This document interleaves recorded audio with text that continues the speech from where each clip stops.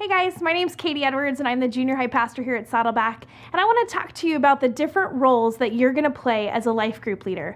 Now, life group leader is a big responsibility, and so there are 6 roles that we want you to play. Now, I don't want you to feel overwhelmed, but I do want you to know that each of these roles plays importance in your role as a life group leader. The first one is spiritual leader. You are the spiritual leader of your group, and so our expectation of you is that you're walking with God, you're growing in your own faith, you're in community yourself, you're in a small group, you have faithful attendance at a church service, and that you're just modeling Christ in your life. You as the spiritual leader are going to communicate and teach so much to your students just by the way that you live your life. Second role we want you to play is the role of youth pastor. Even though that Josh, myself, we have this title of pastor, you are a pastor along with us. You're responsible for spiritually guiding your group, for knowing their names, knowing where they're at in their faith, knowing where each of your students needs to grow and what next steps they need to take.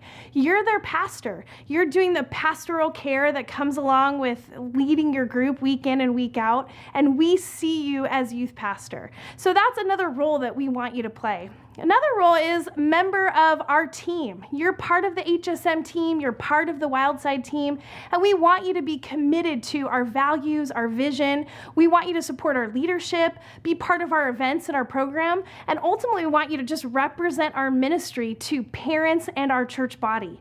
The next role we need you to play is the role of administrator. Now, I know that this isn't the most fun role, but it is really important.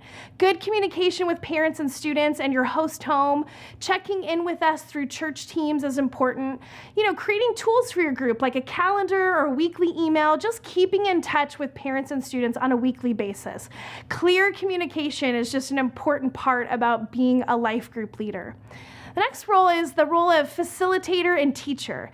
We want you to prepare each week to teach and lead Bible study. Now, I know some weeks you won't do Bible study because you'll be praying together or something will come up in your group, and that's okay. But the weeks that you are planning to do Bible study, take a little time to prep. Read through the curriculum guide, pray over it before you teach and lead your students. And then when you show up, you're the one facilitating and teaching and leading the Bible study. It's a great role for you to play, and it's an awesome way for you to begin helping students have great spiritual conversations and discussions. The last role that we want you to play is just relational guru. We want you to be an encourager. We want you to follow up on students when they're missing, phone calls, letters, emails, spend time with your students outside of group, make memories, remember birthdays, remember big moments, text messages, Instagrams, all of those things are going to help you be this relational guru to your small group. Now, I know that I threw a lot at you and that seems like a lot of roles, and hopefully you won't have to play all of them at the same time. But these are just some roles that we are expecting you to play as a life group leader this year. We're so grateful for you and the role that you're playing in students' lives.